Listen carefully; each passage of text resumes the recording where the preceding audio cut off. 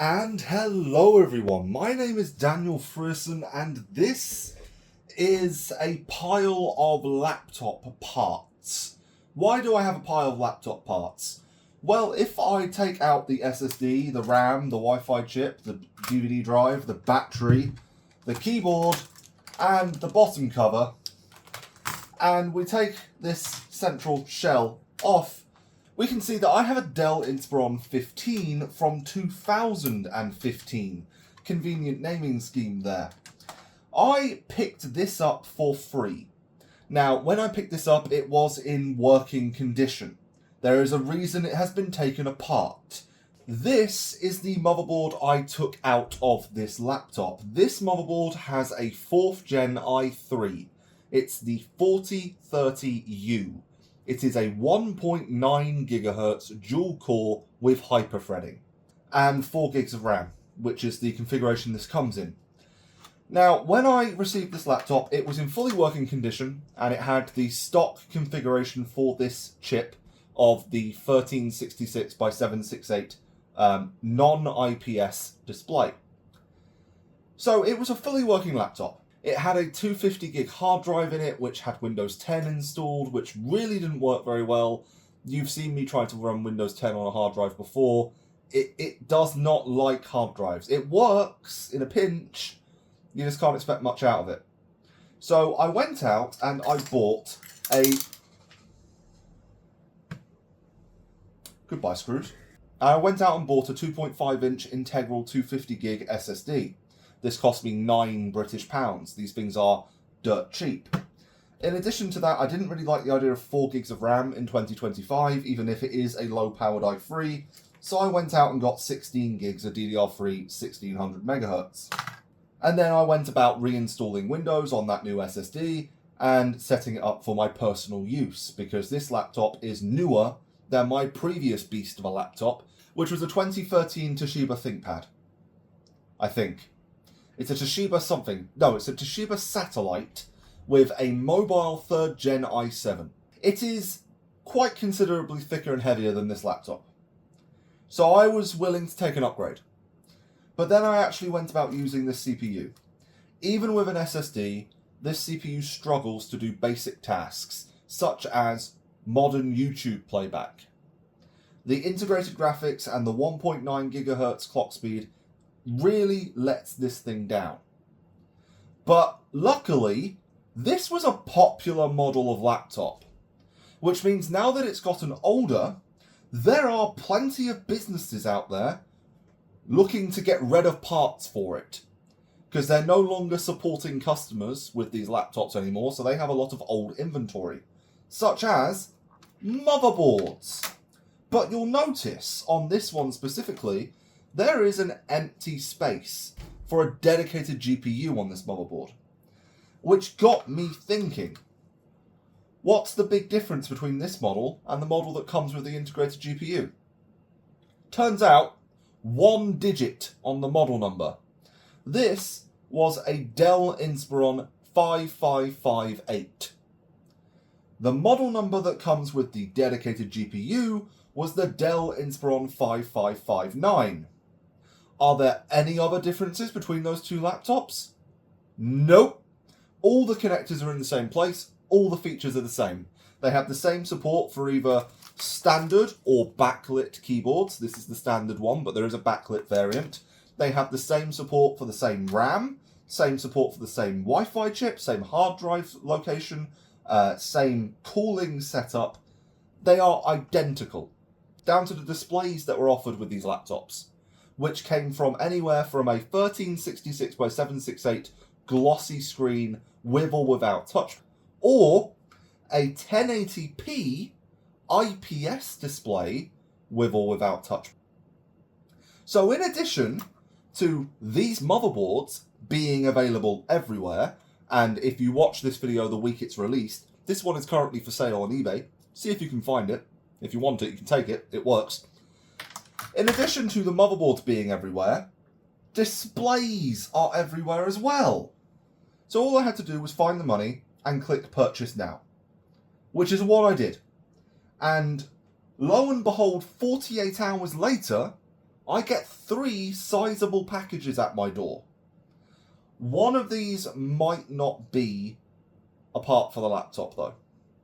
I've ordered other things. One of the things that has arrived actually might not be for this laptop, and I'm hoping that I'm wrong. I am very much hoping that all 3 of my packages are for this laptop, because I ordered 3 separate items: the display, the motherboard, and the cooler. Sadly, the seller I found for the motherboard didn't sell the cooler attached to it, which is unfortunate, and the sellers that did have the cooler and the motherboard would have cost more than buying them separately. So, I bought them separately. Speaking of separately, I have lost a screw. Oh, there it is. So I'm going to open these packages off camera, and we'll see what's arrived. I just cover up the label here. This one is actually a Dell branded box, so very good chance there is a part for this laptop in here. You know, I checked the tracking for these before I went to bed last night, and they definitely said estimated delivery Tuesday, not Saturday. Okay, first up, we have the cooler in a lot of bubble wrap. I do like it when companies go all out with the bubble wrap. And as you can see, this cooler is very, very similar to the one that we saw a moment ago. In fact, if I layer them on top of each other, the only difference between the two, like they have the exact same fan, the exact same heatsink, the only difference is a longer heat pipe so that it connects with the GPU. Now, these mounting points do not line up with this motherboard, because the motherboard I bought is a different revision from this one, so the GPU is in a slightly different slot. I did check, this is the right cooler for the motherboard I ordered. So I have a cooler, which did in fact come with the screws for the CPU, but no screws for the GPU.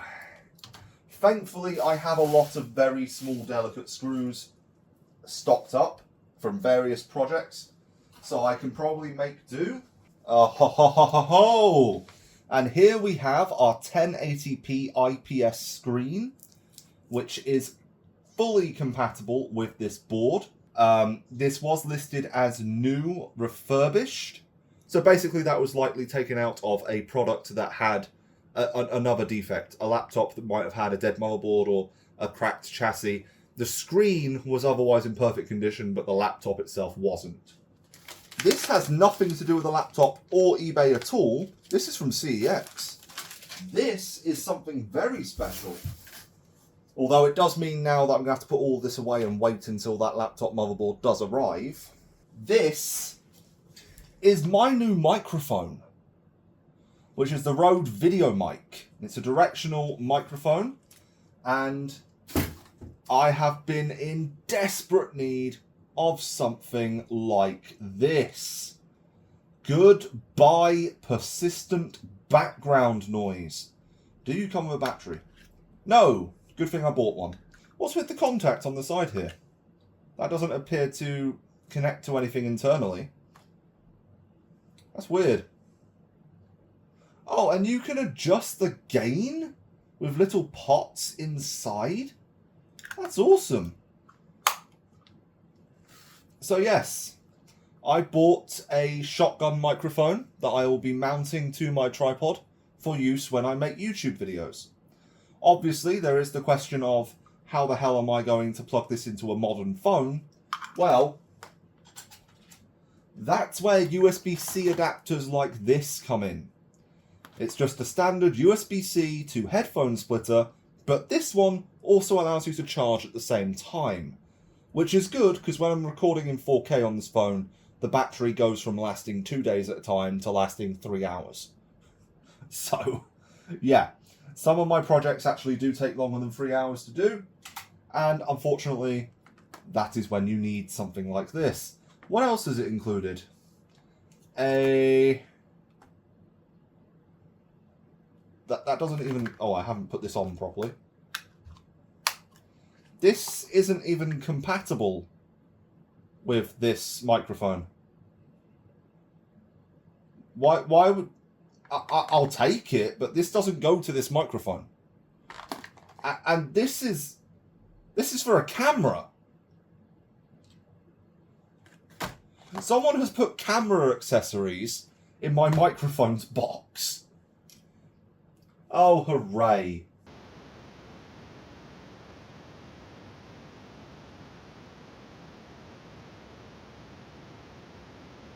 Okay, it's been about 4 days now, and unfortunately the display that I was sent was the incorrect model. I have contacted the seller and returned the display that they sent. I will hopefully be able to procure the correct 1080p screen at some point, but as of right now, the motherboard arrived. So I have my i7-6500U and my R5 355M or M35. The model number on that one is a bit weird, but I have my dedicated GPU and I have my i7. It is still only a 2-core, 4-thread CPU, so it's a bit pointless calling it an i7, but it is faster, it's newer, and hey, I got more RAM. RAM is always helpful. So let's just put in my 16 gigs, because I'm not using 4. I don't even know why this comes with 4. It's an i7. And let's make sure I have bought the correct CPU cooler. And would you look at that, I have all of the screw holes line up. Very happy about that. Now, as for screws, obviously, you have no doubt already noticed, there are no screws for the GPU. Well, thankfully, this just uses M2 screws, and I have an entire pot full of M2 screws. Actually, it's M2, M2.5, M2, M2.5, M2.5, M2, and M3, and M2.5, and M2, and M2, and M3. It's a load of screws. So, no doubt I have the correct size in here somewhere. I'm just going to assume that they are 5mm. If they're 3mm, I might have an issue, but we will find out. I do have some 3mm M2 screws, but first of all, I need to confirm the threading. And M2 looks a bit small for that threading, but let's find out. Let's find out. No, it's M2. Okay, well, that helps. I will use the 3mm M2s and see if that's enough. If it's not, I'll go to the 3.5s. Do I have a 3.5? No, I have a 4mm. Close enough. Right, so I'm just going to go for gold and plug everything in. Unfortunately, I'm going to have to use the original screen, but no big deal. Let's give ourselves a little bit of thermal paste here. That's enough for the GPU. I will spread that out in a second. Do I need to... Is that the integrated graphics, or is that the PCH? You know what? I'll give it thermal paste anyway. Just got to make sure we are covering most of the chip. The pressure from the cooler will do the rest.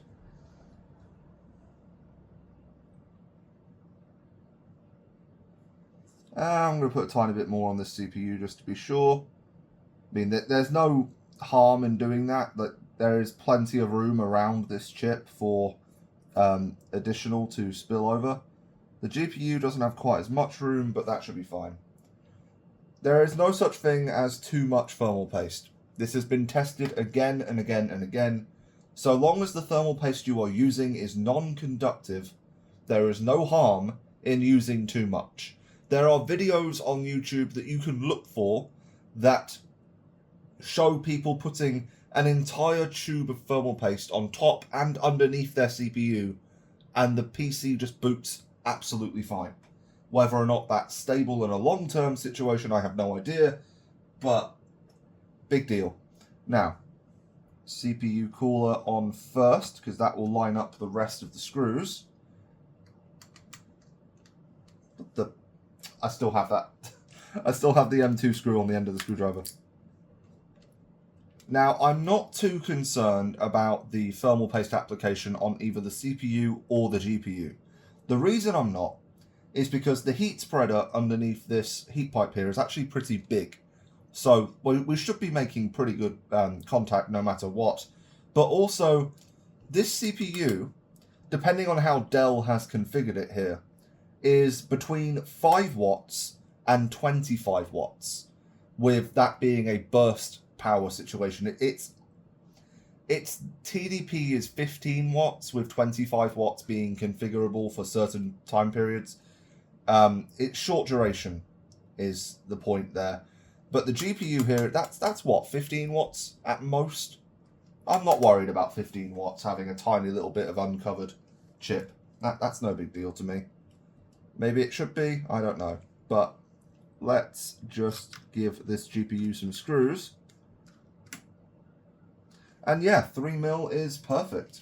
That is it for the screws. So, now we do a nice inspection, make sure we're not oozing thermal paste anywhere. And you know what, I'll just do an inspection of the board, make sure there's nothing scratched or missing. Because I don't know where this board came from.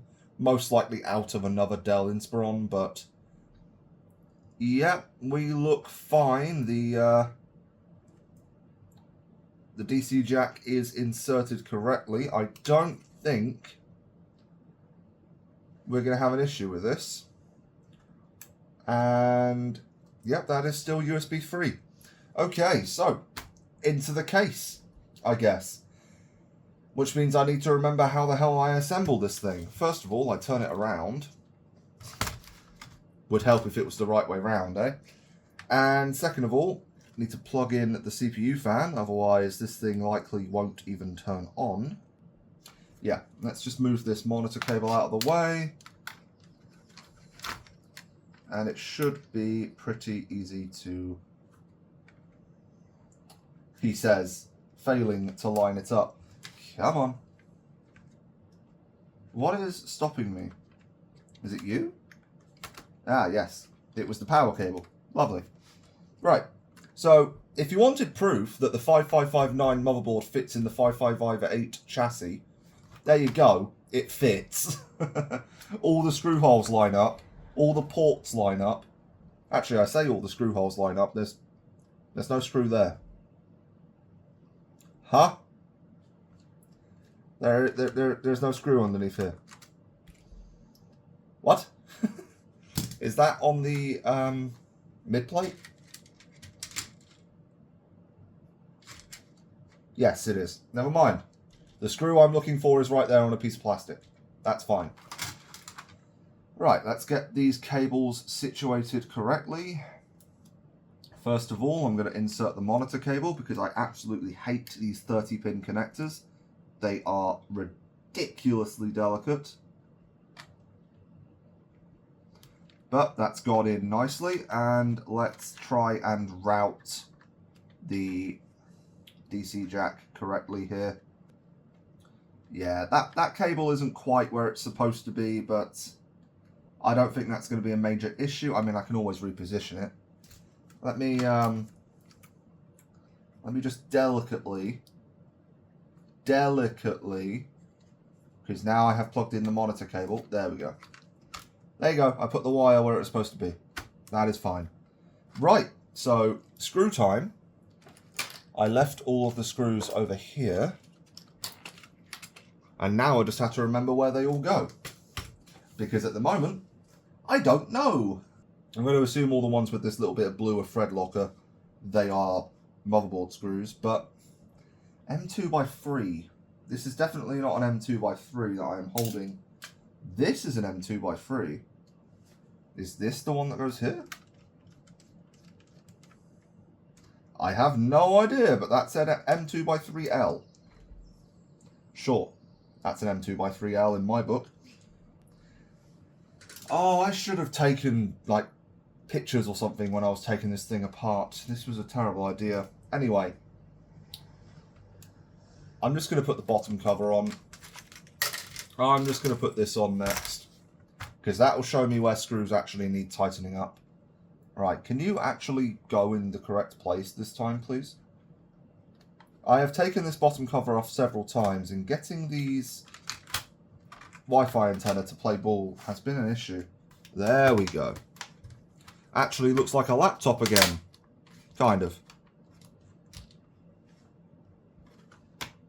A few of these really do not want to clip in.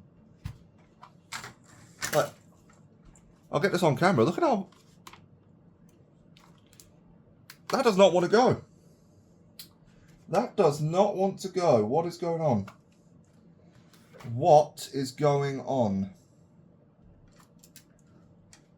Oh, there's a screw flapping about. I think I just found one of my missing screws. I was missing a screw from the access panel.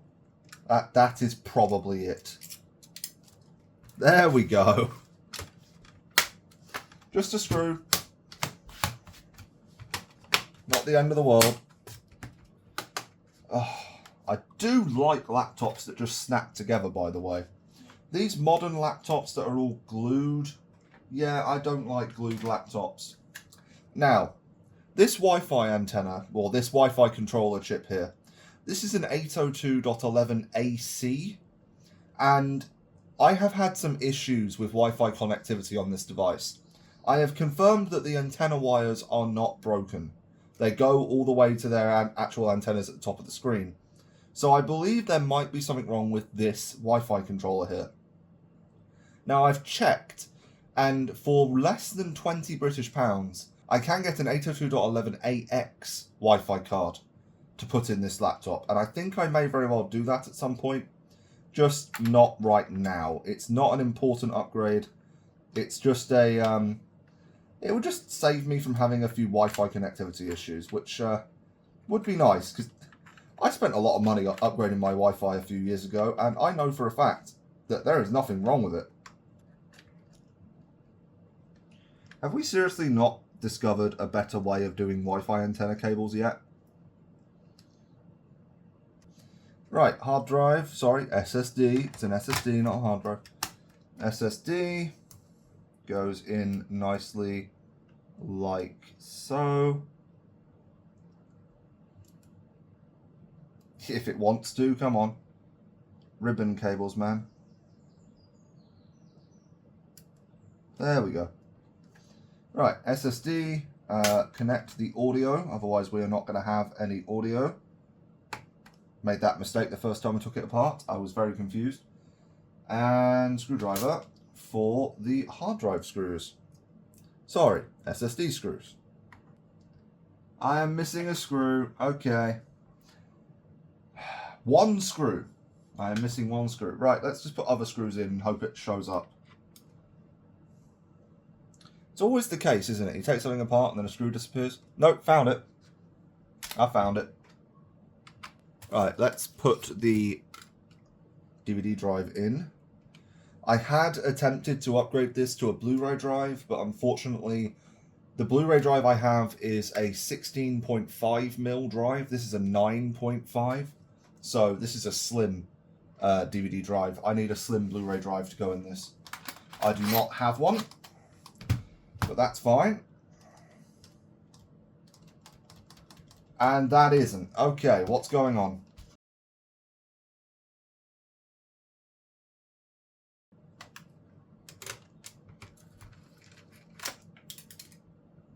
Where the hell did that go? I heard it. Aha! Under my Amazon Alexa. Good. Good catch. Right, what's going on with you? Right, I see the problem. It's come out of its little channel up here. Okay. So I put it back in the channel. I put it back underneath all this tape. And now we shouldn't have a problem.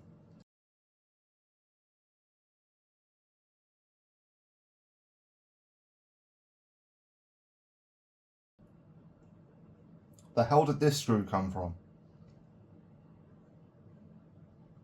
Okay. Sure. We have an extra screw. Let's put the bottom cover back on. Why not? Go for gold first try. So we've got M2 by 8, we've got M2 by 3, we've got M2 by 5, we've got M2 by 1 by the looks of it on some of these. Then we have some incredibly unique screws that I have never seen on anything else before. They genuinely look like they're less than M2, which is difficult to do, really. Should I do this before I put the monitor on? Should I do that before I put the screen back on? No. We are not giving this thing power before I've connected the screen. That is a terrible idea. Speaking of the screen, let's do that now. Unfortunate that I couldn't get my hands on the correct screen in time to do this, but the screen is probably the easiest part to replace. It involves the least screws. Remember earlier when I said I hate the 30-pin connector? I hate that end of it the most. Right, so it is still a 1366 by 768 display, which is a bit low res for my taste, but I can't do anything about that right now. I will get my hands on a 1080p one as soon as the refund for the one that I originally ordered comes through. Have I lost one of these screws for the monitor? I only see 3. Oh no. I only see 3 screws. That one doesn't even want to go in straight. This is what I get for leaving screws in an open pot on my desk for a week. I do not appear to have the screw I need. I am missing 3 screws? 4. I'm missing 5 screws. What? How? Where? When? Where the hell did they go? There's no loose screws in the damn thing. No screws under there. How are there 5 missing? I don't get that. I don't get that. Fine. DVD drive. Trackpad. I think that one's the trackpad. I also think that one's a bit bent over. I don't like that at all. Can I please... There we go. This is the power button.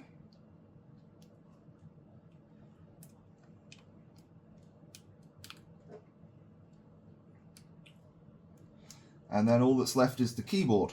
This spare slot is for backlight, if you have a backlit keyboard. Now, I only have 1 of these 6 screws. How do I only have 1 of these 6 screws? That makes no sense. Yes, I do. I have M2.5 by 5.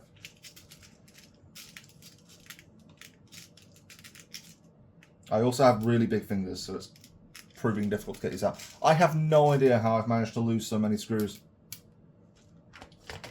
I really don't. The pot has been left alone for a week. It has been sat in the same place for a week. And I have no idea how so many screws have gone missing from it. They must not have been in it in the first place, which begs the question of where the hell did they go? It's okay, these screws aren't vital. They're just holding the top side of the laptop flat. They're not exactly load-bearing or responsible for cooling or anything. What are the odds I can figure out what that missing screw is? Is that even on frame? That isn't even in frame. Let me try and get that in frame. I'm missing a screw up here. What are the odds I can find that one? Could you please just be an M2 like the rest of the laptop? Please be an M2. The laptop's front bezel will hold this in, but I just want to find out if I have a screw. And I do. It is an M2 by 3. What do you know? Problem solved. Right.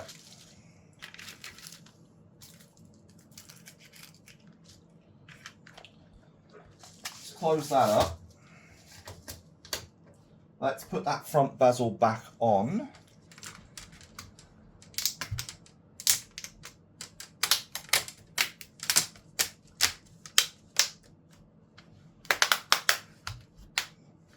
This is one of the easiest laptop screens to take apart in my experience, by the way. I've taken apart quite a few. And this one gave me the least trouble, which is very nice. Keyboard in. Okay, you can't even tell I did anything to it. So, battery in. And let's give you a good view here. Does it turn on? I have a light. Do I get a display?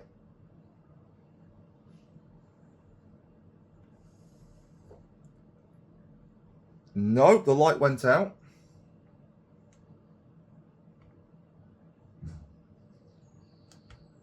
Oh. It did something.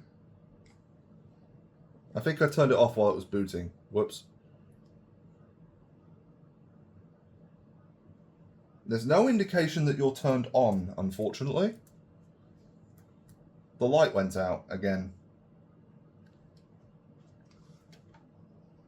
The fan is... Oh! We have no fan spin. Dell Inspiron 5559, running System BIOS 1.9.0. You can't see any of this. Let's give you a different... And here we are. It does in fact turn on, so I wasn't ripped off with a broken motherboard. And we do have our i7-6500U. We are detecting our 16 gigs of RAM. Does this tell me about the graphics card? Intel Skylake graphics, I don't really care about that. No. How good's the battery right now? 98%. Okay, it holds a charge. Good. I'm not seeing any way to manage the graphics card from the BIOS, but if we get into Windows, it should be pretty quick to tell whether or not the graphics card is being detected. So let's do that. Also, let's give you a proper view, shall we? Oh, here's me. Hello, YouTube. About time my face made an appearance in the video. Huh?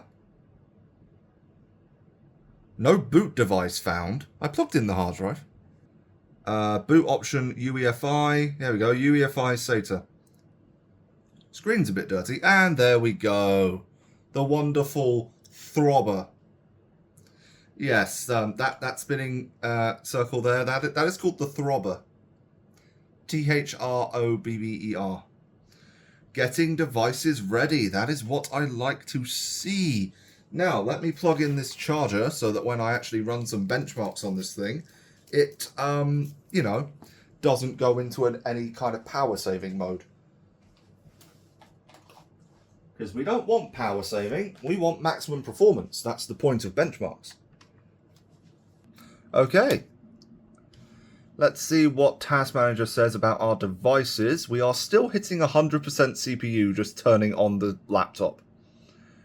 That's what 2 cores gets you, but they are faster cores now, so let's see. And we're turboing up to 3 GHz.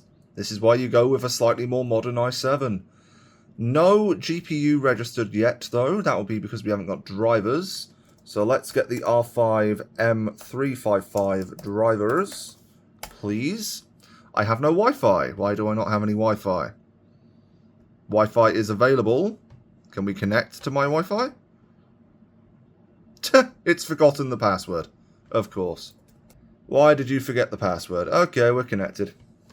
Dell. Dell drivers? I don't want Dell drivers. Although this is a pretty odd graphics card. Maybe it does only have Dell drivers. I don't want auto detect. I want M355. Please select products from list. It's logged me out of everything. Lovely, because I've changed boards. It is a graphics card. It is a Radeon 5 300 series, and it's an M335. Submit. What is our latest driver version, please? It's from 2022. Okay, that's pretty good for a 2016 graphics card. Or was it 2015? Oh well. No, can we not put that in? Yeah. Let's just download that. And do I have any kind of, like, hardware info? I have no hardware info installed, so I have no temperature readout. That fan is kicked up. That's interesting. Let's see. Let's get hardware info, please. I mean, I'm not going to try and run games on this, but I would very much like to know that it stays cool if I do choose to stress the graphics card as well as the CPU. I mean, it should. I'm using the correct cooler. Right. start this in full mode. Hang on. Ah, Wi-Fi appeared. I thought that was the GPU. I was excited for a second there. Okay, so we have very modern 6th Gen i7 with Intel HD graphics 520. But at the moment it is... And there is our Radeon R5 M335 with its 2 gigs of dedicated memory, I think. Yeah, it's not giving me a proper readout. Odd. Okay, well, I wanted temperatures. I didn't want that right now. So can we open sensors, please? And why didn't that installer launch for the Adrenaline software that I wanted? Sensor warning has found embedded EC sensor from which to come report data. Do not monitor this sensor. Right. Do we get power usage? No? Really? Ah, here we go. We do get power. Good. I will monitor power and CPU performance while I am dealing with you. Because I want to know if Dell has configured this as the 15 watt variant or the 25 watt variant. Because this processor has those two modes. You can limit it to 15 watts or you can limit it to 25. And at the moment, I haven't seen it go above 10. Oh no, that's 12. 13. 15. I believe we might be dealing with the 15 watt variant. Which means there's a bit of performance on the table there that's being left behind. But despite the fact that we are using our 15 watts here, we are only getting up to about 78 degrees so far, which is acceptable for our laptop. I mean, high-performance gaming laptops like to run their CPUs so hot that they actually reach the thermal throttling range. I have no idea how those actually make any sense, but 'tis the world we live in. Now, how much of our power is given to you? Oh, I don't get power for the graphics card. That's annoying. Actually, why don't I just download MSI Afterburner? Because then I can monitor everything in real time when applications are running. I want to see if this thing can do 60 FPS 1080p now. Because when I was testing it before, it was only able to do 60 FPS 720 on the previous CPU. So, stats for nerds.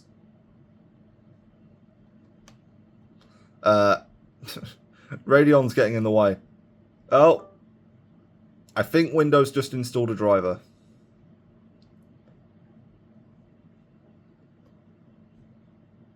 It is dropping frames, but I don't know how much of that is because we're doing other things in the background. Right, additional options, full install. Ooh, kicking out some heat here. Jeez, we are. Let's get that MSI Afterburner installed. Quite a bit of heat coming from this CPU. Like, not hot, but warmer than the ambient temperature, enough that it can... I'd say the air coming out of here is 60, 65C, maybe. Our Intel HD Graphics 520 has installed its driver. I am still waiting for Radeon to install the driver for our actual graphics card.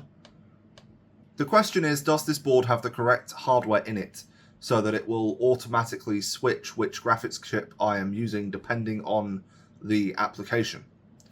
Because you do get that in portable gaming laptops where you'll have like a mobile GTX 1060 or 2060, 3060, whatever, and you'll also have your integrated AMD or Intel graphics.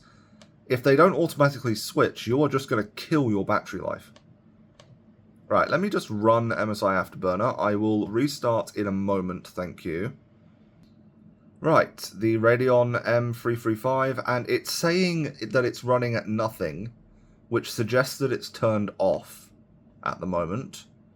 So what does the Intel HD graphics say if I swap to you? I'm not getting any details from you either. See if driver installs have fixed 60 FPS 1080p yet.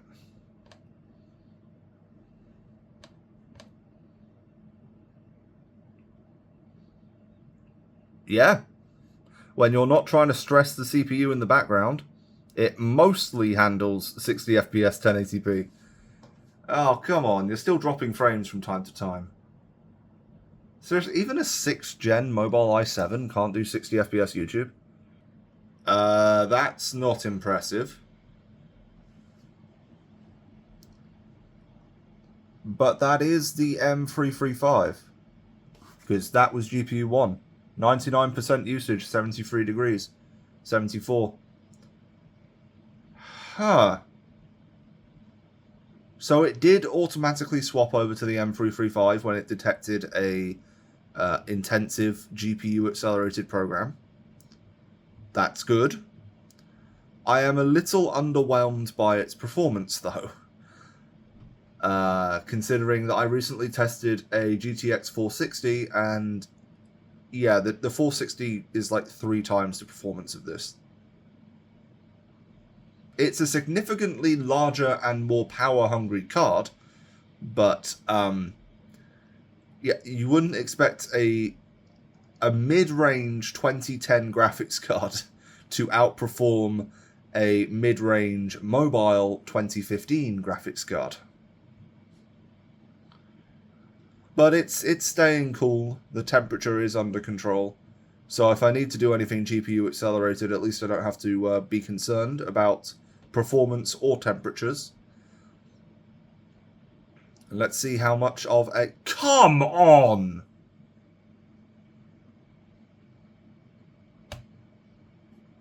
A Windows pop-up got me out of... Fine. Run it again, please. It is a shame that there's no power usage monitoring on that GPU.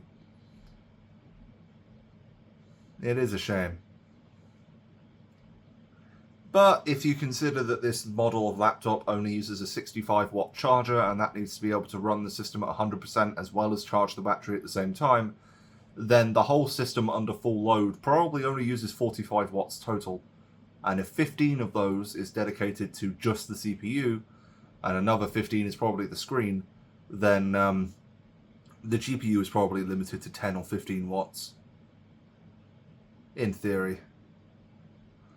Although the CPU did go up to 16 watts there. Huh. Interesting. So, what was our combined score in our CloudGate benchmark, which is the only benchmark I'm running, so don't ask for any more. It was a 5,418 with a physics score of 3,233. That's roughly what I got with my overclocked Q6600 recently, isn't it? Let's compare that online. Okay, so from the looks of it here, I have in fact beaten the overclocked Q6600 that I tested recently, and it would appear that we have handedly beaten the original i3 that was in here by about a factor of 2x. Pretty good. And the graphics test, unfortunately, isn't that much better than the integrated graphics in the i3? What? Excuse me? GPU 1 is definitely the R5 335. Are you kidding me? That is insane. Yeah, we don't have GPU power monitoring. I am shocked that it only just beats the integrated graphics in a 4th gen i3. 4th gen mobile i3. It's what? It's beaten it by 50% in graphics score? No, it's beaten it by... What is that? 15% difference in graphics score? Let me get rid of the Q6600. I don't need that right now. I want a direct comparison. Right. We beat it by 28.7%. And that's with a dedicated R5 GPU? Oh my god, that's terrible. We did beat the physics score by almost double, 92.7%. That's pretty good. And the reason that we have beaten it, mostly, is because this processor runs at a max turbo of 3.1 GHz, and the i3 4030 only runs at 1.9 GHz sustained. So, we run about 1.2 GHz faster than the i3, and it's a newer architecture, and it's a more power efficient chip as well, because it has the exact same power limit. So, yes, I last ran this 5 days ago. Has it seriously only been 5 days since I picked up this laptop? Oh, we have 4 gigs of dedicated memory. That's nice. The memory clock frequency is incredibly low. Ah, that's our issue. And yeah, there's no temperature reporting. Even 3D Mark couldn't see it. So, to round off this video, for about 120 British pounds spent for the motherboard upgrade, the cooler, the SSD, the RAM, and the display, even though I didn't actually get to install the display yet, I have turned a computer I picked up for free into one that is worth anywhere from 180 British pounds to 230 British pounds, depending on where you buy it from, which is actually pretty good for free. I saved myself anywhere from 60 to 120 British pounds, which pretty good. I don't think I could have gotten a better bargain if I had tried. There are a few caveats still with this system. I may very well want to upgrade the Wi-Fi chip, as I mentioned earlier. I do still need to get my hands on the 1080p display like I originally planned to, and other than that, I don't think there's anything that needs dealing with right now, but there might be a few quirks with this laptop that I need to overcome later on. The first one right now being the underwhelming GPU performance. I was expecting that GPU to be quite a bit faster than integrated graphics. At least it does have its own dedicated memory though, which means I don't need to worry about running out of system memory if I do, for whatever reason, attempt to run something like Photoshop on this laptop, which I very well doubt I will ever do. But I am quite pleased with the result. I got myself a new laptop. I didn't have to bankrupt myself in order to upgrade it, and it was a fun learning experience in the meantime. I hope this video was at least somewhat entertaining. Thanks for watching. Goodbye.